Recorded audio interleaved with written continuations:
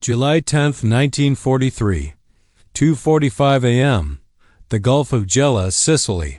The Mediterranean isn't blue tonight. It's a churning, oily black, whipped into a frenzy by a force 7 gale that the meteorologist said would never happen. You're standing on the pitching deck of the USS Monrovia, your knuckles white as they grip the cold steel railing. The air doesn't smell like the sea. It smells of diesel fumes, damp wool, and the metallic tang of vomit. Below you, thousands of men from the 1st Infantry Division are dropping into Higgins boats, their silhouettes swallowed by a darkness illuminated only by the rhythmic, terrifying flashes of Italian coastal batteries. In the center of this chaos stands Lieutenant General George S. Patton, Jr. He isn't looking at the shore with dread. He's looking at it with a predatory hunger. To Patton, this isn't just the liberation of Europe, it's a personal race against a man he detests almost as much as the enemy. General Bernard Monty Montgomery is currently a few miles east, landing his British 8th Army on the easier beaches of the Syracuse coast. The Allied plan, crafted by General Harold Alexander and heavily influenced by Montgomery's cautious sensibilities, is clear. Montgomery will take the primary road, the high ground, and the glory of capturing Messina. Patton and his American 7th Army, they are relegated to the bodyguard role. They are the flank mop, the protection, the supporting cast meant to stay in the shadows while the hero of Alamein delivers the knockout blow. But as the sun begins to bake the Sicilian dust into a blinding white haze, the plan starts to rot. You can feel the tension in the American command tent a few days later. The heat is thick enough to choke on. Maps are pinned to folding tables, stained with sweat and tobacco ash. The reports coming in are grim not because of the casualties, but because of the stagnation. Montgomery is bogged down at the foot of Mount Etna. The narrow coastal roads are a bottleneck, and the Germans are digging into the volcanic rock with the tenacity of ticks. The master plan is failing. Patton paces like a caged tiger. He watches his men, the Big Red One and the 3rd Infantry taking ridges and towns, only to be told to halt, to wait, to keep Montgomery's flank safe while the British general meticulously prepares for a set-piece battle that might take weeks. "I'm not here to be a flank guard," Patton snarls to his chief of staff. His voice is high-pitched, rasping, and filled with a dangerous electricity. He looks at the map of Sicily. To the north lies Palermo, the jewel of the island. To the northeast lies Messina, the exit door for the German army. The orders from General Alexander are explicit. Patton must stay south of the Yellow Line. He is forbidden from moving north or west in any significant capacity. He is to remain a subservient shadow to the British 8th Army. But Patton doesn't see a map. He sees a destiny. He sees a British commander who views American soldiers as amateur cousins who aren't ready for the real war. And more importantly, he sees an opportunity that Alexander is too timid to grasp. If he moves now, he can cut the island in half. If he moves now, he can capture Palermo and prove to the world that the American war machine isn't just a supplier of steel. It's a master of lightning war. The friction between the two generals isn't just professional. It's visceral. Montgomery is the tortoise, slow, methodical, obsessed with logistics. Patton is the lightning, erratic, brilliant, and fueled by a belief in his own reincarnation as a warrior of old. On July 17th, Patton makes a decision that should, by all rights of military law, lead to his court-martial. He looks at his subordinate, Omar Bradley, and essentially tells him to ignore the standing orders. He isn't going to protect a flank. He's going to launch a reconnaissance in force that is actually a full-scale, unauthorized invasion of the Sicilian interior. "My men can eat their belts if they have to," Patton famously declares. But they're going to move. As the American tanks roar to life, kicking up plumes of dust that can be seen for miles, a message is being drafted at Allied headquarters. General Alexander is about to find out that his bodyguard has just gone rogue. and in the distance, through the shimmering heat of the Sicilian hills, the road to Palermo sits wide open, a road Patton was never supposed to touch. The world is about to see what happens when a man decides that winning is more important than following the rules. But as Patton's columns race north, he isn't just fighting the Axis. He's racing a ticking clock. If he fails, his career is over. If he succeeds, he'll have to face a furious Montgomery who is currently realizing that the supporting act has just stolen the entire show. July 19, 1943, 10 a.m. A dusty crossroad near Agrigento, Sicily. The heat is no longer just weather, it's a physical weight. It presses down on the steel hulls of the M4 Shermans until they are too hot to touch with a bare hand. You're sitting in the back of a Willys Jeep, your face masked by a thick layer of fine, white Sicilian dust that turns your eyebrows ghostly gray. Ahead of you, the 2nd Armored Division, Hell on Wheels, is doing exactly what it was built for. It isn't crawling. It's screaming across the landscape. This is the Truscott Trot. Major General Lucian Truscott has his 3rd Infantry Division marching at a pace that defies medical logic, 5 miles per hour for the first hour, then 4 miles per hour thereafter, miles after miles, through mountainous terrain that would break a mule. They aren't just moving. They are outrunning their own supply lines, and they are doing it against direct orders. Visual. Map of Sicily showing a red arrow sweeping wildly west and north, breaking away from the static British line in the east. Back at the 5th 10th Army Group headquarters, General Harold Alexander is staring at a map with mounting horror. He had sent a specific Priority 1 cable to Patton. The message was unambiguous. Halt your westward advance. Consolidate your positions.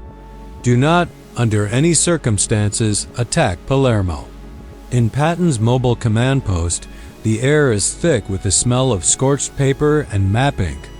A junior communications officer hands the decoded message to Patton's chief of staff, Hobart Hop Gay. Patton looks at the paper. He doesn't see a command. He sees a suggestion from a man who doesn't understand the momentum of a winning army. Ask them to retransmit the message, Patton reportedly quips, a predatory glint in his eye. Tell them it came through garbled. By the time they send it again, we'll be in the city. It is a masterpiece of calculated insubordination. Patton knows that in the military, the only thing more powerful than a direct order is a fait accompli, a finished fact. If he stops, he is a subordinate who obeyed a cautious, perhaps even flawed, plan. If he continues and fails, he's a disgraced general facing a tribunal. But if he continues and captures the capital of Sicily, he becomes a legend that the high command cannot afford to break. The drive to Palermo is a blur of kinetic energy. The American columns aren't meeting organized resistance. They are meeting a collapse. Italian coastal defense units, tired of a war they never wanted, are surrendering by the thousands. You see them lining the roads, their hands up, eyes wide as the American steel cavalry thunders past, not even stopping to disarm them. "Go home," the Gs shout. "The war is over for you." But for the Germans, the alarm bells are ringing. They realize Patton isn't playing the supporting role anymore. He's reaching for the throat of the island. On the night of July 22nd, 72 hours after breaking his leash, Patton's 2nd Armored Division reaches the hills overlooking Palermo. Below them, the lights of the city flicker like fallen stars against the dark Tyrrhenian Sea. There is no massive artillery barrage. There is no week-long siege. The American tanks simply roll down the serpentine roads and into the city center. The scene is surreal. You'd expect snipers and Molotov cocktails. Instead, the Americans are met with flowers, wine, and tears of joy. The Palermitans are throwing lemons and watermelons at the tanks, not as weapons, but as gifts. Patton himself rolls into the city in his command car, standing tall, his ivory-handled revolvers catching the Mediterranean sun. He takes over the royal palace of the kings of Sicily as his headquarters. It's a triumph that echoes all the way to London and Washington. The headlines don't read "Patton disobeys orders." They read, "Patton captures Palermo." But while the press is cheering, the atmosphere at the British 8th Army headquarters is freezing over. General Montgomery is still staring at the impenetrable slopes of Mount Etna. His meticulously planned Operation Husky has been hijacked. The American cousins weren't supposed to be here. They were supposed to be the audience, not the stars. Montgomery feels the sting of the insult. But more importantly, he realizes the strategic board has shifted. Patton has the momentum, the headlines, and the favor of the American public. Now, Patton turns his eyes from the captured capital in the west toward the real prize in the east, Messina, the gateway to the Italian mainland. The problem? To get there, Patton has to cross into the territory Alexander had specifically reserved for Montgomery. He has already stolen the glory. Now he's about to steal the road. As Patton sits in the Palace of Kings, sipping captured wine, he receives a final, clear transmission from Alexander. It's no longer garbled. It's an order to stop and let Montgomery take the lead for the final push. Patton looks at the map. He looks at the road to Messina. Then, he turns to his commanders with a grin that is more wolf than man. "We're going to beat that Monty to Messina," he says. "Even if I have to drive these tanks into the sea myself." But there is a shadow looming over this victory. The Germans aren't just retreating, they are consolidating. And they have placed a gatekeeper on the road to Messina that even Patton's bravest men might not be able to break. July 26, 1943, 6 a.m., the coastal road to Messina. You are standing on a ribbon of asphalt barely wide enough for 2 trucks to pass, carved into the side of a limestone cliff. To your left, a sheer drop falls hundreds of feet into the turquoise surf of the Tyrrhenian Sea. To your right, the mountains of the Nebrodi Range tower upward, jagged and ancient. This is Highway 113, the only northern route to Messina. It is a death trap. General Patton is no longer just a commander. He is a man possessed. He has divided his 7th Army into 2 massive steel fingers. One finger, led by the 3rd Infantry Division, is poking along this treacherous coastal road. The other, the 1st Infantry Division, the big red one, is grinding through the interior on Highway 120. But there's a problem. A massive ego-bruising problem. According to the original Allied map, Highway 120 belongs to Montgomery. By moving his troops onto it, Patton hasn't just strayed from his lane, he has physically cut off the British 8th Army's path of advance. He has essentially parked his car in Montgomery's driveway and told him to find another way home. The radio at Patton's headquarters is melting with furious messages from General Alexander. "You are impeding the British advance," the cables scream. "Vacate the road immediately." Patton's response? He ignores them. Or rather, he interprets them as suggestions. He knows a fundamental truth about high command. No one fires a winning general.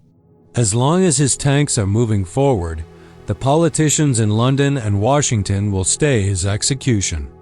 "The British can have the road," Patton tells his staff, "once we've used it to win the damn war. But the Germans have a vote in this race too." General Hans Valentin Hube, a one-armed veteran of Stalingrad and a master of defensive warfare, has been tasked with the evacuation of Sicily. He has created what his men call the Hube Line. It's a series of interlocking kill zones where the mountains meet the sea. You feel it before you see it. A sudden jarring crack thump that echoes through the canyon. The lead Sherman tank in the American column suddenly erupts in a fountain of orange flame and black oily smoke. A German 88mm gun, hidden in a cave 3 miles away, has just turned the narrow road into a bottleneck of burning steel. The advance stops dead. The cost of hubris, this is where the Patton magic meets the reality of industrial slaughter. The Germans aren't just retreating, They are demolishing the world behind them. Every bridge is blown into the gorge. Every tunnel is caved in with tons of dynamite. Every mile of road is salted with sim mines, the bouncing Bettys that jump to waist height before spraying shrapnel. You watch the engineers of the 10th Engineer Battalion. They aren't fighting with rifles. They are fighting with bulldozers and courage. Under constant sniper fire, they work to bridge gaps in the road while Patton himself occasionally appears at the front, screaming at them to move faster. I don't care about the mines. Patton roars at a colonel who hesitates. I want Messina. The tension is reaching a breaking point. In the east, Montgomery is finally breaking through the Catanian Plain, his heavy Churchill tanks beginning to crawl around the base of Mount Etna. He knows Patton is coming from the north. The race is no longer a secret. It's a public scandal. The British press is downplaying Patton's side quest to Palermo, while the American press is portraying Montgomery as a plotting schoolmaster being outshone by a cowboy. But on August 4th, Patton hits a wall he can't drive over, Troina. Perched on a high rocky spire, the town of Troina is the anchor of the German line.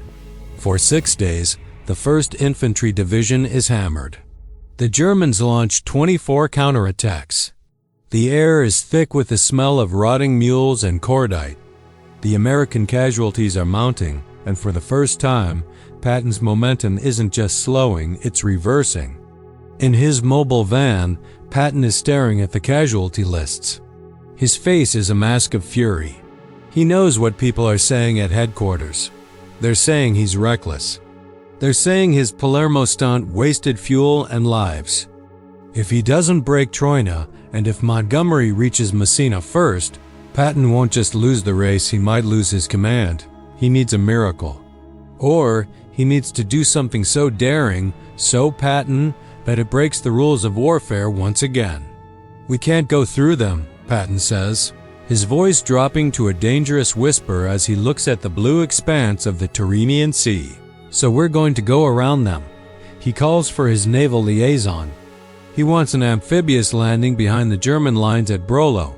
It's a leapfrog. Move a high-stakes gamble that could trap the German army or result in a localized Dunkirk for the Americans. Alexander says no. The Navy says it's too risky. The weather is turning. Patton looks at his watch. He knows Montgomery is only 50 miles from Messina. Execute the landing, Patton orders, defying the combined weight of the Allied command one more time. And tell the 3rd Division, if they aren't in Messina by the 17th, I'll find a division that is. But as the small fleet of LSTs pulls away from the shore under the cover of a moonless night, Patton receives a piece of news that turns his blood cold. The Germans aren't just waiting at Brolo. They've moved the 29th Panzer Grenadier Division directly onto the landing beaches. Patton has just sent his men into a meat grinder to win a foot race. And the world is watching. August 11th, 1943, 3 a.m., the coast of Brolo, Sicily. The silence of the Mediterranean night is shattered by the grinding of metal on sand. You're huddled in the belly of an LST, the ramp dropping like a heavy iron tongue into the surf. The air is suddenly whipped by the whip crack of MEM G-42 machine guns, Hitler's buzzsaw. This is Patton's end run, a daring amphibious landing designed to leapfrog the German defenses. But as the men of the 2nd Battalion, 30th Infantry Regiment scramble onto the narrow beach, they realize they are in a nightmare. The Germans aren't retreating in a panic. They are fighting a masterful rearguard action. From the towering heights of Monte Cipolla, German artillery begins to rain down on the exposed beachhead. The American destroyers offshore trade fire with coastal batteries in a blinding display of naval pyrotechnics. For Patton, this isn't just a tactical maneuver. It's a gamble with the lives of his brave terriers to save time on a stopwatch. Visual. Aerial view of the tiny beachhead at Brolo, surrounded by high cliffs and swarming with German armor. By dawn, the situation is desperate. The 2nd Battalion is cut off, pinned against the sea by the 29th Panzer Grenadier Division. They are low on ammunition, outgunned, and facing a counterattack by German tanks. Back at 7th Army HQ, the reports are grim. If the main body of the 3rd Division doesn't break through the road blockades and link up with the men at Brolo, Patton will have a massacre on his hands, and the blood will be on his ivory-handled revolvers. Tell them to keep punching. Patton orders, his voice strained. We don't retreat. We don't consolidate. We advance. The 3rd Division, driven by the sheer, terrifying will of their commander, performs the impossible. They smash through the Hube line, clearing miles of mined roads and blown bridges in hours rather than days. When they finally link up with the survivors at Brolo, the Germans have already slipped away, retreating further east toward the flickering lights of the mainland. But the finish line is finally in sight, Messina. The last mile of Ego, August 16, 1943.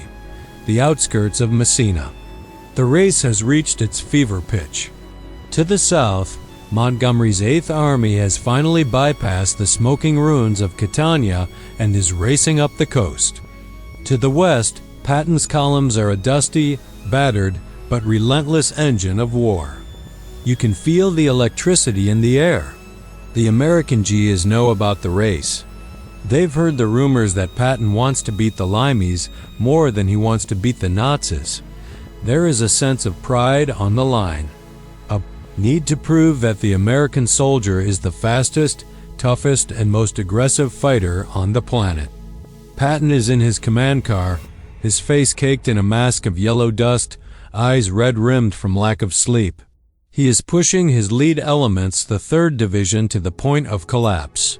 Every time a bridge is found blown, the engineers are working under fire before the smoke is even cleared. I want to be in that city before the first British tank shows its face, Patton barks. As the sun begins to set on August 16th, the American scouts reach the heights overlooking Messina. Below them, the city is a smoking ruin, ravaged by weeks of Allied bombing. Across the narrow straits, the mountains of mainland Italy loom like a dark promise.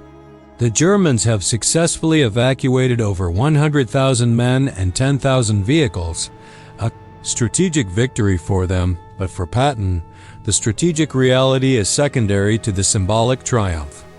At 10 a.m. on August 17th, the lead tanks of the American 7th Army roar into the Piazza della Unità d'Italia. There is no resistance. The last German ferry left hours ago.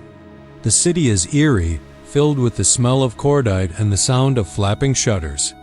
Patton arrives shortly after. He isn't looking for the enemy.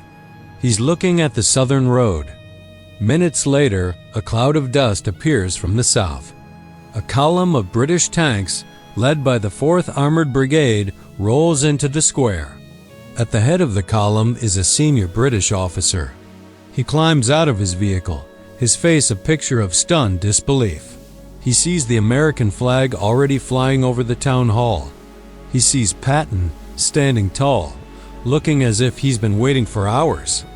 The British officer approaches Patton, salutes, and says, "Sir, what the devil are you doing here?" Patton's reply is legendary. A smirk plays on his lips as he checks his watch.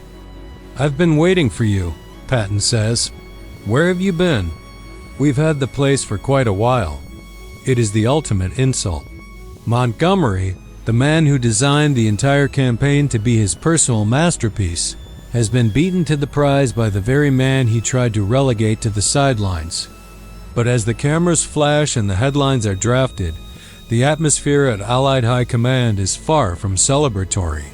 Patton has won the race, but he has broken the chain of command, alienated his allies, and ignored the strategic goal of trapping the German army in favor of a personal vendetta for glory. The success of Sicily has exposed a rift that could threaten the entire invasion of Europe. And for Patton, the consequences of his disobedience are about to catch up with him in a way he never saw coming. August 18, 1943, 9 a.m. Allied 5th 10th Army Group Headquarters. The The victory parade in Messina is barely over before the air and the high command begins to sour. You can imagine General Harold Alexander, the quintessence of British military poise, staring at the reports on his desk. On paper, it is a triumph. Sicily has been taken in 38 days 2 days ahead of schedule. But the maps tell a different story. The German army didn't surrender. They evaporated across the straits, taking their elite units and heavy equipment with them to fight another day on the Italian mainland. Why couldn't Montgomery stop him? Why did the Allied command allow Patton to run wild, shredding the master plan like a scrap of waste paper? The answer lies in the brutal, pragmatic reality of war. Success is the ultimate shield. The success shield. Montgomery was furious. He felt Patton's Great Western End Run was a vanity project that drained resources from the primary objective. But Monty was trapped by his own methodology. He had argued that the Americans were green, that they needed a secondary role because they couldn't handle the veteran German divisions. By capturing Palermo and beating Monty to Messina, Patton didn't just win a race, he shattered the British narrative of American inferiority. Had Montgomery tried to forcefully halt Patton, he would have sparked a diplomatic crisis that could have fractured the Anglo-American alliance. Public opinion. The American press had turned Patton into a folk hero. To the public in New York and Chicago, Patton was old blood and guts, the man who was finally winning the war with speed and style. Tactical reality. While Patton broke the rules, he also broke the enemy. His reconnaissance in force kept the Axis forces off balance, preventing them from reinforcing the very sectors Montgomery was struggling to crack. The Eisenhower factor. General Dwight D. Eisenhower, the Supreme Commander, was a diplomat in uniform. He knew Patton was a problem child, but he also knew Patton was a pursuit general. In the giant chess game of Europe, Ike needed a piece that moved faster than the others. The fall and the echo. But there is a dark irony to Patton's victory. At the very moment he reached the peak of his fame, the seeds of his own destruction had already been sown. During his mad dash across Sicily, Patton had twice visited evacuation hospitals. There, in the heat and the stench of blood, he had encountered soldiers suffering from battle fatigue, what we now know as PTSD. Patton, a man who believed in reincarnation and a warrior spirit, saw it only as cowardice. He slapped 2 soldiers. He threatened them with his ivory-handled revolvers.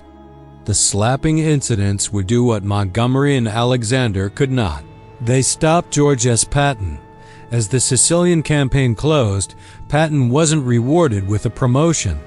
He was placed in a professional purgatory. While Montgomery moved on to plan the invasion of Normandy, Patton was used as a decoy, a ghost commander of a phantom army meant to trick the Germans. The tension between strict command and battlefield reality was laid bare in Sicily. The campaign proved that while obedience maintains order, it is often the disobedient who achieve the impossible. Patton won because he understood that in the chaos of war, an imperfect plan executed with violent speed is better than a perfect plan executed too late. Montgomery had the logic, he had the structure, he had the proper way to fight a war. But Patton had the city. As the sun sets over the ruins of Messina, the lesson remains carved into the history of the 7th Army. In the eyes of the world, success doesn't just excuse disobedience, it makes it legendary. The tragedy of the Sicilian race was that while 2 great generals fought over who would cross the finish line first, the enemy they were supposed to trap had already slipped away through the back door. The race was won, but the war was just beginning.